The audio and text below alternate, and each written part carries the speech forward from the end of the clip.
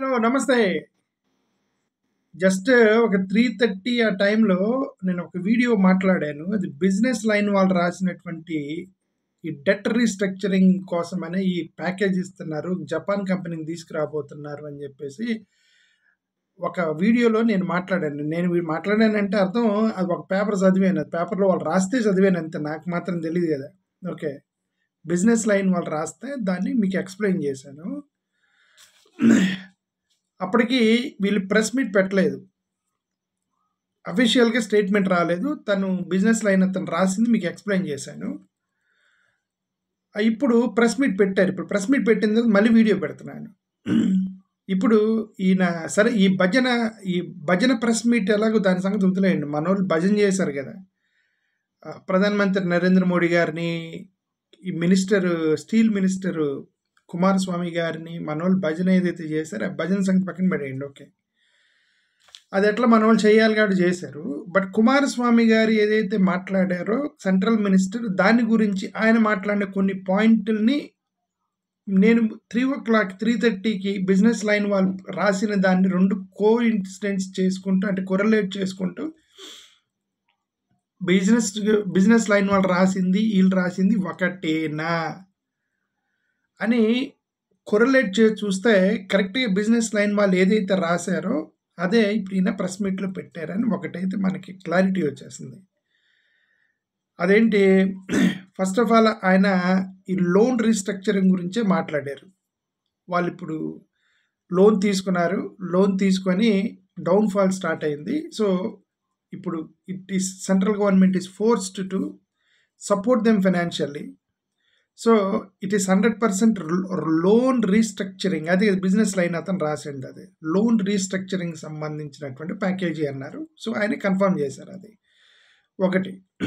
రెండోది 2014-15లో 3000 కెపాసిటీ ఉన్నటువంటి plant capacity 3000 ఉంటే 2014-15లో ఆఫ్‌కోర్స్ రాష్ట్ర ప్రభుత్వానికి స్టీల్ ప్లాంట్‌కి సంబంధం లేదు. ఇప్పుడు చంద్రబాబు నాయుడు గారు ముఖ్యమంత్రి ఉన్నప్పుడు అది జరిగింది అని అన్నా సరే అక్కడ స్టీల్ ప్లాంట్ కెపాసిటీ ఎక్స్టెన్షన్‌కి చంద్రబాబు నాయుడు గారికి సంబంధం ఉండకపోవచ్చు. But directly or indirectly Chandrababu Naidu గారి ప్రభుత్వం ఉన్నప్పుడు ఈవెన్ దో స్టీల్ ప్లాంట్‌లో డైరెక్ట్‌గా స్టేట్ గవర్నమెంట్ రోల్ లేనప్పటికీ ఆయన ప్రభుత్వంలో చెప్తున్నా. ఎందుకంటే people should know that.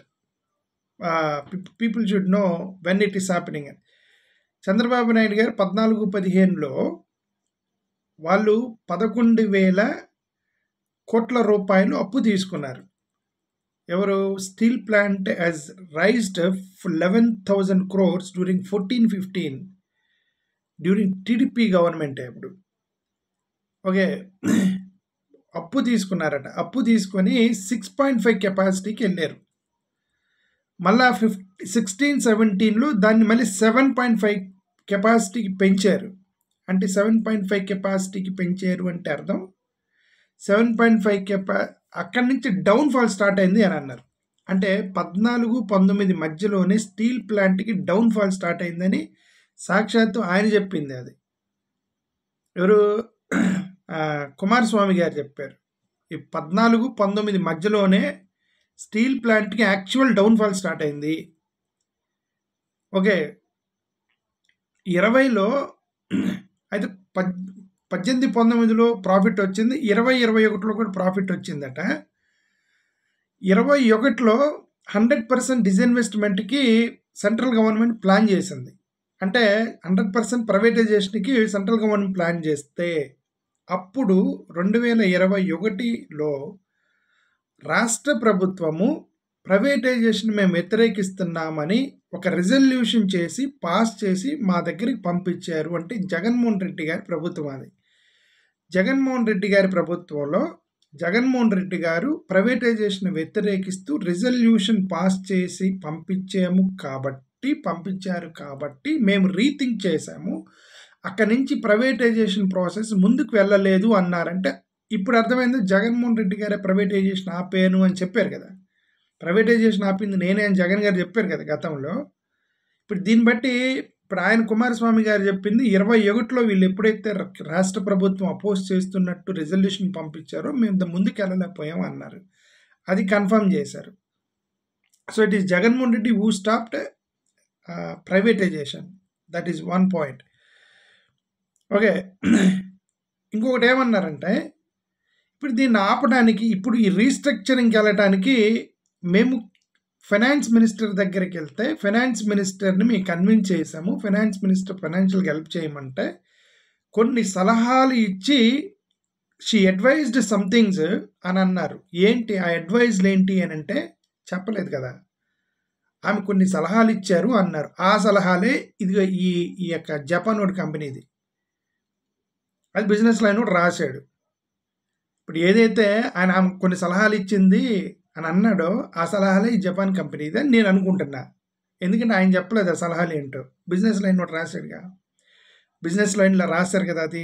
Okay, so correlate అయింది అని నేనైతే అనుకుంటున్నా.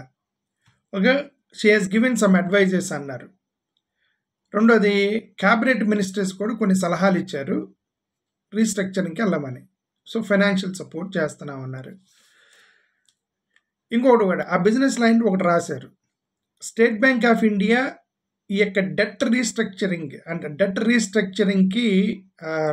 రీస్ట్రక్చరింగ్ ఫండింగ్కి స్టేట్ బ్యాంక్ ఆఫ్ ఇండియా కన్సల్టెంట్గా పనిచేసి వర్క్ చేస్తున్నారు అని అతను రాశాడు.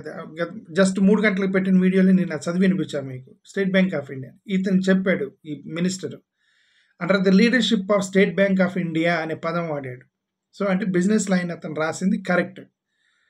Under the leadership of State Bank of India ఈ లోన్ అనేది ఎంత కావాలి ఏంటి అనేది మేము వర్కౌట్ చేస్తున్నాం అన్నారు. So it is correlating with business line.